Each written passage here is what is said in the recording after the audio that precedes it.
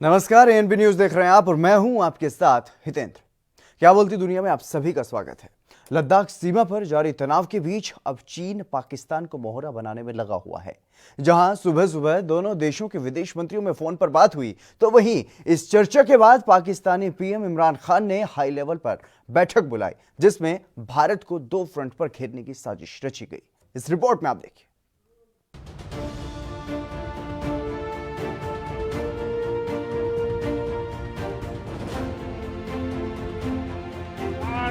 माता की जब देश की रक्षा आपके हाथों में है, आपके मजबूत इरादों में है, तो एक अटूट विश्वास है।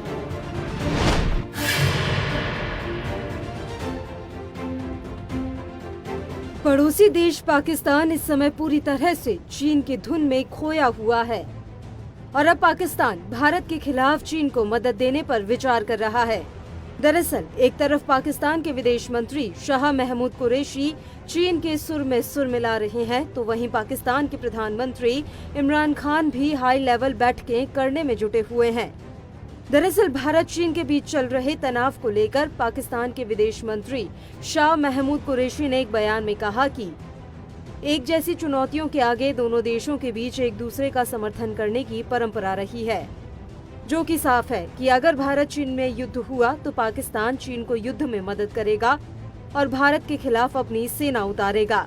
दरअसल पाकिस्तानी विदेश मंत्री शाह महमूद कुरैशी ने चीन के विदेशी मंत्री वांग यी से फोन पर बात की, जिसमें उन्होंने कश्मीर मुद्दे को साथ में लेकर चलते हुए भारत सरकार पर कई आरोप लगा दिए।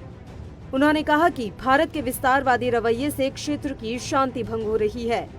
वहीं एक बार फिर से कश्मीर राग अलापते हुए कुरैशी ने कहा कि कब्जाई गई जमीन पर भारत डेमोग्राफी में चेंज करने की कोशिश कर रहा है। इसके अलावा कुरैशी ने चीनी विदेश मंत्री वांग को लाइन ऑफ कंट्रोल के हालातों के बारे में भी जानकारी दी। पाकिस्तान के साथ मिलकर साजिश रच रहा चीन। दरअसल दोनों देशों के विदेश मंत्रियों में भारत के साथ चल रहे तनाव को लेकर बातचीत हुई, जिसमें संकट के समय एक दूसरे का समर्थन करने पर सहमति बनने की बातें सामने आई। सूत्रों के मुताबिक चीन और पाकिस्तान मिलकर भारत के खिलाफ दोहरा मोर्चा खोलने की तैयारी में हैं। दोनों देशों के नेताओं को लगता है कि ऐसा करके वो भारतीय सेना पर बढ़त पाने में कामयाब हो जाएंगे। भारत से घबराए इमरान, फौरन बुलाई मीटिंग। वहीं दूसरी तरफ बॉर्डर पर भारत ने जिस तरह से चीनी फौज के आगे खूंटा गाड़ दिया है, उससे इमरान के दिल में डर बैठ गया है। उन्हें लगता है कि कहीं एलएसी पर तनाव के बहाने भारत एलओसी वाला फ्रंट ना खोल दे। शुक्रवार को उन्होंने इस्लामाबाद में मिलिट्री और इंटेलिजेंस के टॉप अधिकारियों की बैठक बुलाई। ये बैठक चीन और पाकिस्तान के विदेश मंत्रियों की फोन पर हुई बातचीत के बाद हुई है। वहीं इस बैठक के बाद जारी बयान में कहा गया कि पाकिस्तान की संप्रभुता की हर कीमत पर रक्षा की जाएगी। पाकिस्तान पड़ोसियों के साथ शांति बनाए रखने में यकीन रखता है, लेकिन हमारे पास अपने लोगों और क्षेत्रीय संप्रभुता को बचाने की इच्छा शक्ति और ताकत दोनों है। पीएम मोदी ने चीन को दिया कड़ा संदेश। वहीं दूसरी तरफ लद्दाख में तनाव के बीच प्रधानमंत्री नरेंद्र मोदी ने लेह लद्दाख का दौरा किया, जहां उन्होंने जवानों की हौसला अफजाई के लिए उन्हें संबोधित किया। इस संबोधन में जहां एक तरफ पीएम मोदी ने भारतीय जवानों का उत्साह बढ़ाया, तो वहीं दूसरी तरफ उन्होंने चीन को भी जमकर सुनाया। उन्होंने कहा कि भारतीय जवानों ने दुनिया को अपनी बहादुरी का नमूना दिखा दिया है। लद्दाख में चीनी हरकतों पर तंज कसते हुए उन्होंने कहा कि अब विस्तारवाद का जमाना चला गया है, विकासवाद का वक्त है। उन्होंने चीन को चेताया कि ऐसी ताकतें मिट जाया करती हैं। तो उसके पीछे की भावना भी यही है।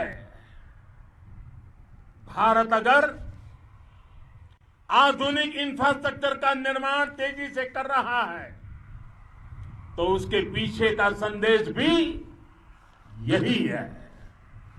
साथियों, वहीं प्रधानमंत्री नरेंद्र मोदी के इस बयान से चीन को कड़ा संदेश गया है। खुद विदेश मंत्रालय के प्रवक्ता झाओ लिजियान ने एक बयान में कहा कि भारत और चीन लगातार सैन्य और डिप्लोमेटिक बातचीत के जरिए बॉर्डर पर जारी तनाव को कम करने में लगे हुए हैं।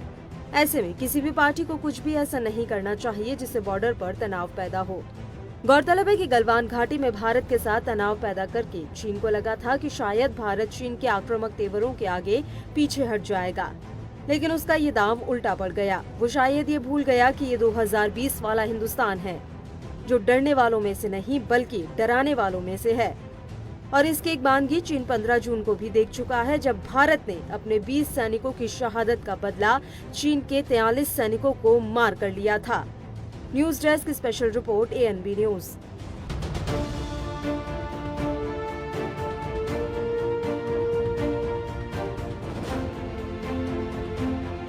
भारत माता की जब देश की रक्षा आपके हाथों में है, आपके मजबूत इरादों में है, तो एक अटूट विश्वास है।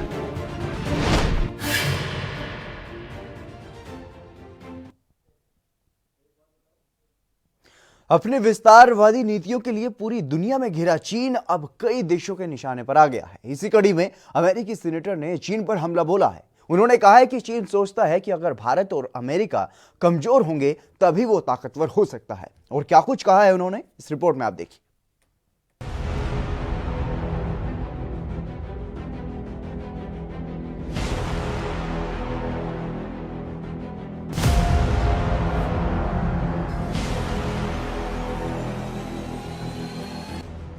भारत के खिलाफ चीन की विस्तारवादी नीतियों की अमेरिकी सीनेट कड़े शब्दों में आलोचना कर रहे हैं। अमेरिका के एक सीनेटर ने कहा कि चीन कभी भी अंतर्राष्ट्रीय समझौतों में यकीन नहीं करता है। रिपब्लिकन सीनेटर रिक स्कॉट ने प्रधानमंत्री नरेंद्र मोदी को पत्र लिखकर कहा कि अमेरिका चीन के खिलाफ भारत का समर्थन करता है।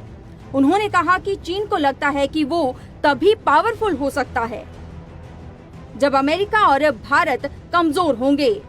अपने इस पत्र में सीनेटर रिक स्कॉट ने लिखा कि चीन के साथ सीमा विवाद को सुलझाने के लिए भारत का प्रयास सार्थक और सराहनीय है। उन्होंने कहा कि अमेरिका भारत के साथ खड़ा है जब आप कम्युनिस्ट चीन के खिलाफ लड़ रहे हैं। इस मामले में एक शांतिपूर्ण समाधान निकालने की आपकी कोशिशों की मैं सराहना करता हूं।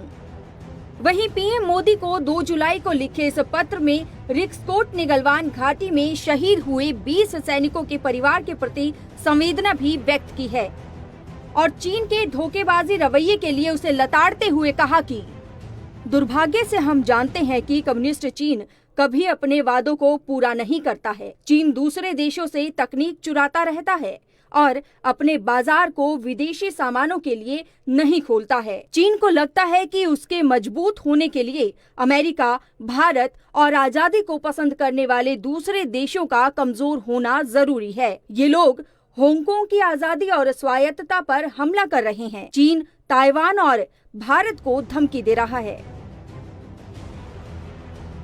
वहीं अमेरिकी सीनेट ने कहा कि अगर चीन ऐसा ही करता रहता है तो चीन के पड़ोसियों के पास इसके अलावा कोई विकल्प नहीं रह जाएगा कि वो इस देश को एक गंभीर खतरा माने जो शांति प्रिय लोकतांत्रिक देशों के खिलाफ ताकत का इस्तेमाल करता है।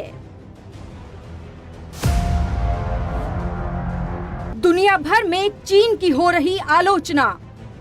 गौरतलब है कि चीन अपनी विस्तारवादी नीतियों को लेकर एक और जहां अपने पड़ोसी देशों के निशाने पर है, तो वहीं दुनिया भर के कोरोना वायरस फैलाने के लिए अमेरिका, जर्मनी और अन्य देशों के निशाने पर भी है। फिलहाल मौजूदा समय में चीन हांगकांग और भारत से तनाव को लेकर चर्चा में है। जहां हांगकांग में चीन एक कानून को लेकर ब्रिटेन और अमेरिका का विरोध झेल रहा है, तो वहीं भारत के साथ सीमा विवाद को लेकर चौतरफा घिरा हुआ है। भारत से तनाव को लेकर दुनिया के तमाम देश भारत के समर्थन में खड़े हैं, जबकि पाकिस्तान को छोड़कर कोई भी देश चीन के साथ कहीं खड़ा नहीं दिखाई दे रहा है। हालांकि कुछ दिनों पहले तक नेपाल चीन के साथ खड़ा दिखाई दे रहा था, लेकिन नेपाल के क्षेत्रों पर कब्जा जमाने के बाद नेपाली लोग चीन के खिलाफ हो गए हैं और वहां भी विपक्ष लगातार चीन पर हमलावर है। बता दें कि चीन की नीतियों को लेकर ही नेपाल में आज केपी शर्मा ओली के ऊपर तलवार लटक रही है। News desk special report ANB news.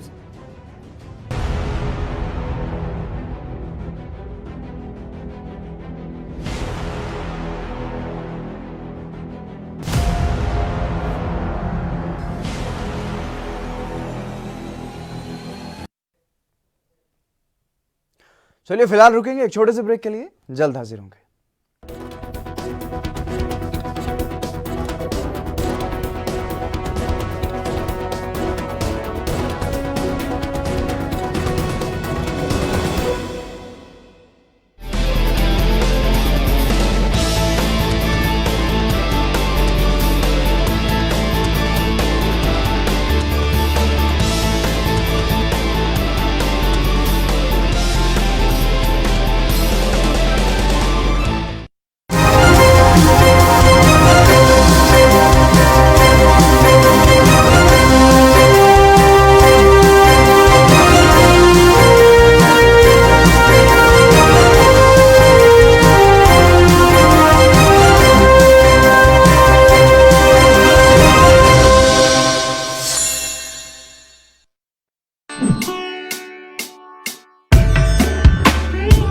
बौद्ध मठ की उत्पत्ति और उत्तर वैदिक काल, कुषाण साम्राज्य और मुस्लिम शासकों का शासनकाल, मथुरा के पेड़े और आगरा का ताज, फिरोजाबाद की चूड़ियां और बनारस का घाट, इलाहाबाद का संगम और बरेली का बाजार, मुरादाबाद पीतल की नगरी और नवाबी नगरी लखनऊ का कसीदा का, जहां कोस कोस पे बदले है पानी, जहां 2.5 कोस पे बदले है वाणी, जहां की मिट्टी और हवा में महकती है पीर और संतों की रूह, उस प्रदेश की नजाकत और उस प्रदेश का मिजाज दिखाएंगे हम ANB न्यूज पर। अपना उत्तर प्रदेश।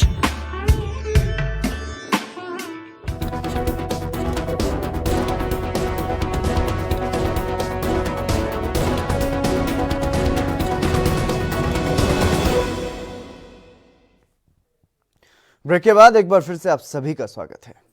नेपाल में राजनीतिक संग्राम तेज हो गया है। चीन का मोहरा बन चुके नेपाल के प्रधानमंत्री KP ओली अपने ही घर में घिर गए हैं और नेपाल कम्युनिस्ट पार्टी की अंदरूनी सियासी लड़ाई इतनी बढ़ गई है कि KP शर्मा ओली की कुर्सी अब खतरे में है।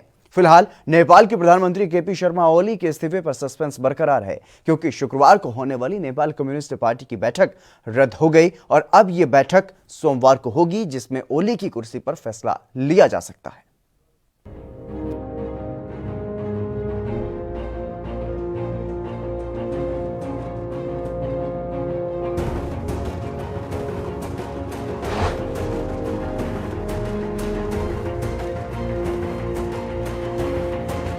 नेपाल में राजनीतिक संकट और भी गहरा गया है। शनिवार को होने वाली नेपाल कम्युनिस्ट पार्टी की स्थायी समिति की बैठक टल गई। नेपाल कम्युनिस्ट पार्टी के नेता पुष्प कमल दहल प्रचंड प्रधानमंत्री KP शर्मा ओली से मिलने नहीं पहुंचे, जिसके बाद अब नेपाल कम्युनिस्ट पार्टी विभाजन की ओर बढ़ती दिख रही है। वहीं इन सबके बीच नेपाली PM KP ओली ने इस्तीफा देने से साफ इनकार कर दिया।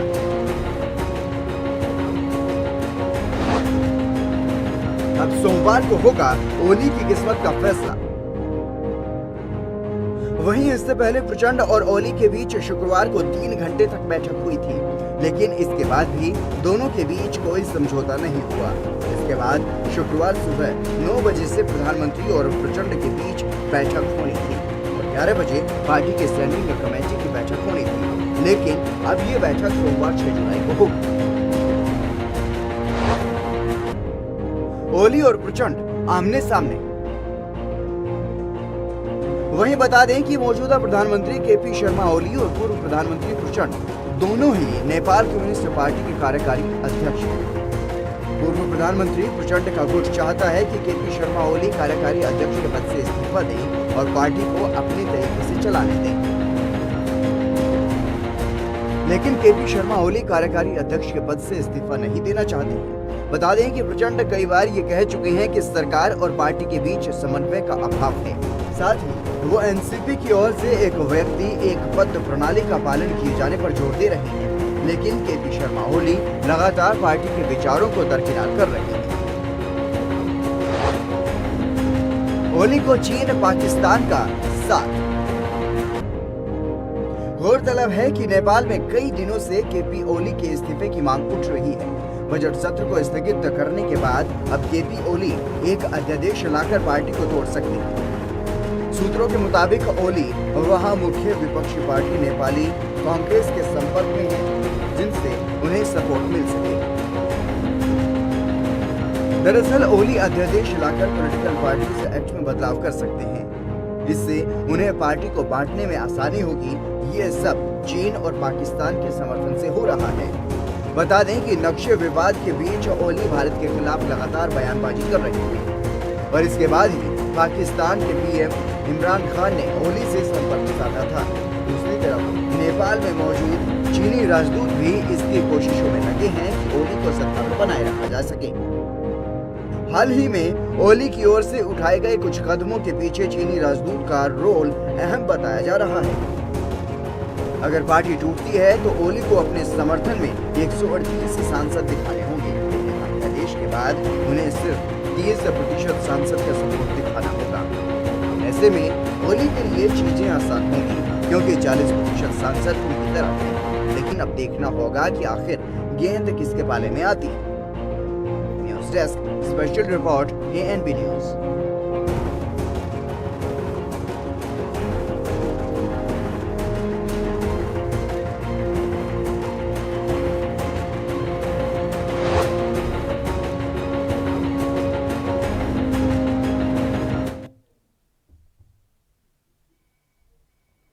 इजरायल और उसके धुर्र विरोधी ईरान के बीच साइबर अटैक चरम पर है।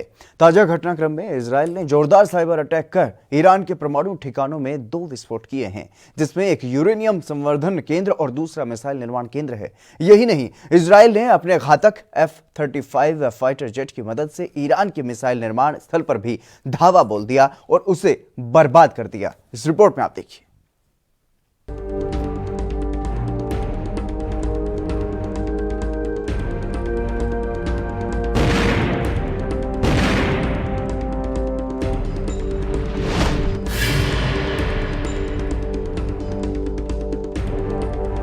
एशिया में अपना दबदबा कायम करने में लगे ईरान की कोशिशों को उस समय तगड़ा झटका लगा जब इजरायल ने उसकी कोशिशों को नस्ते नाबूद कर दिया।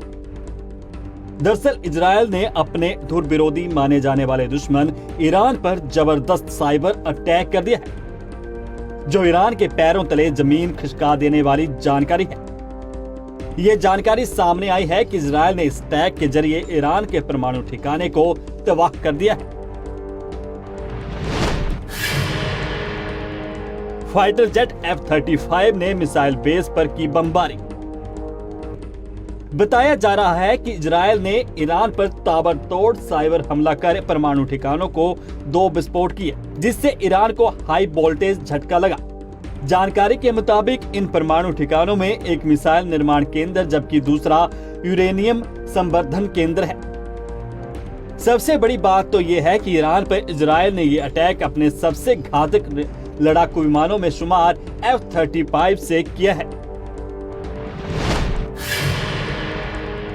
कुवैती अखबार का बड़ा दावा। आपको बता दें कि इसका खुलासा एक कुवैती अखबार अल जरीदा ने किया है। अखबार की रिपोर्ट के मुताबिक अटैक पिछले हफ्ते हुआ है। साथ ही अखबार ने यह भी जानकारी दी है कि इजरायल ने इस अटैक से गुरुवार को ईरान के नंताज परमाणु समदर केंद्र में आग लगा दी और फिर देखते ही देखते जोरदार धमाका भी हुआ। 2 महीने पीछे हुआ ईरान का परमाणु कार्यक्रम। जानकारी के मुताबिक इस परमाणु केंद्र का निर्माण जमीन के अंदर किया जा रहा है। सूत्रों ने तो इस बात की जानकारी दी है कि इजरायल ने जो ईरान पर अटैक किया है उससे ईरान का परमाणु कार्यक्रम तकरीबन 2 महीने पीछे चला गया है। शुक्रवार को F-16 स्टील्थ लड़ाकू विमान से अटैक। वहीं कुवैती अखबार अल जरीदा ने इस बात का भी दावा किया है कि पिछले शुक्रवार को फाइटर जेट F-16 स्टील्थ ने इस ईरान के परचिन इलाके में मौजूद एक ठिकाने पर हमला किया था और बमबारी भी की थी। कहा जा रहा है कि यही मिसाइल उत्पादन केंद्र था। आपको बता दें कि इजरायल ये आरोप लगाता रहा है कि अपने हथियार और मिसाइलों को ईरान लगातार यहूदियों के विरुद्ध हिजबुल्लाह को मुहैया करवा रहा है। ऐसे में अचानक इस अटैक से ईरान को गहरा सदमा लगा है। हालांकि इजरायल ने अभी इन दोनों ही अटैक को लेकर आधिकारिक पुष्टि नहीं की है। इस खबर के सामने आने के बाद हर तरफ खलबली मच गई है। अब देखना ये होगा कि ईरान पर हुए इस अटैक के बाद इजरायल के खिलाफ ईरान कौन कार्रवाई करता है या सिर्फ हाथ पर हाथ धरे ही बैठा रहता है। News desk report, ANB news.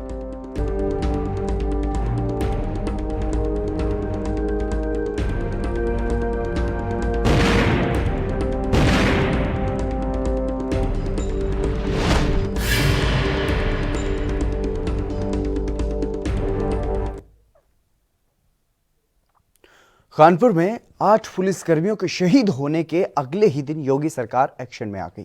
8 police वालों को जान से मारने के मुख्य आरोपी और 50,000 के इनामी गैंगस्टर विकास दुबे के कानपुर स्थित आलीशान घर को मिनटों में ही जमींदोज कर दिया गया और साथ ही घर में खड़ी लग्जरी कारों को भी तोड़ दिया गया। फिलहाल विकास दुबे की तलाश में जगह जगह दबिश दी जा रही है।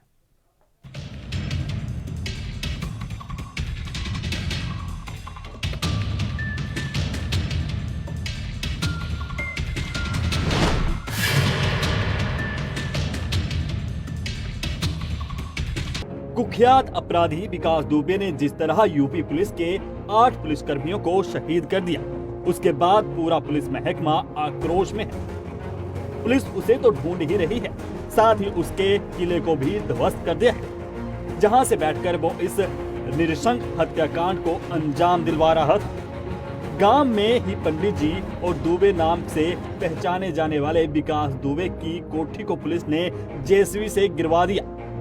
वहीं यही नहीं, पुलिस ने उस घर में खड़ी सभी लग्जरी कारों और सामान को भी तोड़ दिया है, जिसमें कभी विकास दुबे पूरी शानो शौकत से घूमा करता था। पुराने घर को विकास ने बना रखा था वंकर। वहीं बिकरू गांव में सातिर बदमाश विकास दुबे ने अपने पुराने घर को वंकर बना रखा था। नया घर बन जाने के कारण पुराना घर करीब 1 फुट गड्ढे में चला गया था। सुरक्षित करने के लिए पुराने घर में भी 3 दरवाजे लगे हैं। अगर कोई एक दरवाजे पर खटखटाए तो दूसरे आवाज से सुरक्षित निकला जा सकता है। इसी घर में गोला बारूद जमा था, तभी छतों से हथियारबंद बदमाशों ने इतनी बड़ी वारदात को अंजाम दिया। कॉल डिटेल के आधार पर 12 संदिग्ध हिरासत में। वहीं इस मामले में एसटीएफ, क्राइम ब्रांच और जिला पुलिस के 2200 नंबरों को सर्विलांस किया गया है। तो ऐसे लोग चिन्हित किए गए हैं जो उसके करीबी हैं। उनके मोबाइल नंबरों को लिस्निंग पर लिया गया है। इस आधार पर पुलिस ने उन्हें 12 संदिग्धों को हिरासत में लिया है। इनसे लगातार पूछताछ जारी है। उधर सूत्रों के अनुसार विकास दुबे की कॉल डिटेल में कोई पुलिस वालों के नंबर मिले। पता चला है कि मुठभेड़ की रात तक 24 घंटे में इन लोगों से विकास दुबे की कई बार बातचीत हुई है। आईजी मोहिती अग्रवाल का कहना है कि विकास और उसके गुर्गों की तलाश में पुलिस लगातार दबिश दे रही है।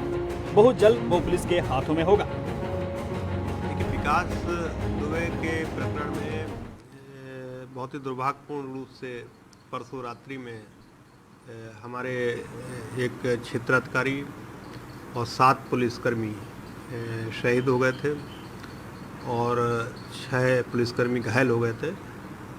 तो लगातार परसों रात्रि से ही कानपुर जनपद के सभी अधिकारी और 40 थानों की फोर्स लगातार इस अपराधी के और इस अपराधी के जो साथी हैं उनकी गिरफ्तारी के लिए लगी हुई है।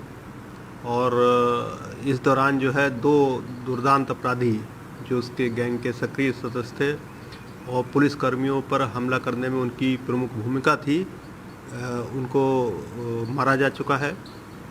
अन्य जो साथी हैं और जो ये प्रमुख अपराधी हैं, इन पर इनाम घोषित किया गया है। विकास दुबे के ऊपर 50,000 का इनाम घोषित हुआ है। अन्य गैंग के सदस्यों पर भी इनाम घोषित किया जा रहा है। इसके अलावा थानाध्यक्ष चौबेपुर, जिनके क्षेत्र में यह घटना घटित हुई, उनको प्रथम दृष्टया उनकी लापरवाही को देखते हुए उनको निलंबित किया जा चुका है। हमारी टीमें लगातार दबिशें डाल रही हैं, लोगों से पूछताछ कर रही हैं, जिससे इसके छिपे होने के अड्डों के बारे में जानकारी मिले, और उम्मीद है कि अति शीघ्र ये अपराधी और इसके जितने भी साथी हैं वो कानून के शिकंजे के भीतर होंगे। 2000 वर्ग मीटर में था घर। वहीं कानपुर में 8 पुलिसकर्मियों की हत्या का आरोपी विकास दुबे का गांव बिकरू गांव में लगभग 2000 वर्ग किलोमीटर में घर था। सुरक्षा घेरा इतना हाई फाई है कि जिसे कोई हाई सिक्योरिटी वाले किले जैसा हो। घर के बाहर का कोई ऐसा कोना नहीं जो high resolution night vision CCTV कैमरे से लैस ना हो। विकास ने 8 कैमरे तो सिर्फ घर के बाहर फ्रंट से लेकर बगल में रखे थे। 2 कैमरे मेन गेट के भीतर दाखिल होने पर मेन बिल्डिंग के सामने परिसर में भीतर लगे थे। हालांकि इनमें से एक टूटा हुआ मिला है। एक कैमरा मेन बिल्डिंग के ठीक पीछे लगा है।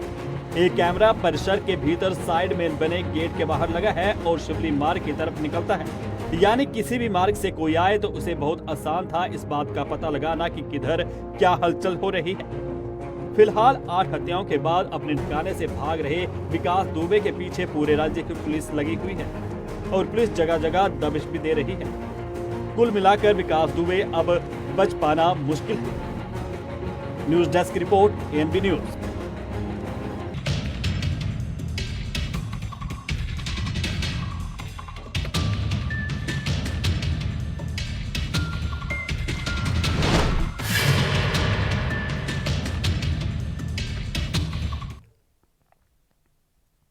चलिए, क्या बोलती दुनिया में आज के लिए बस इतना ही। नमस्कार।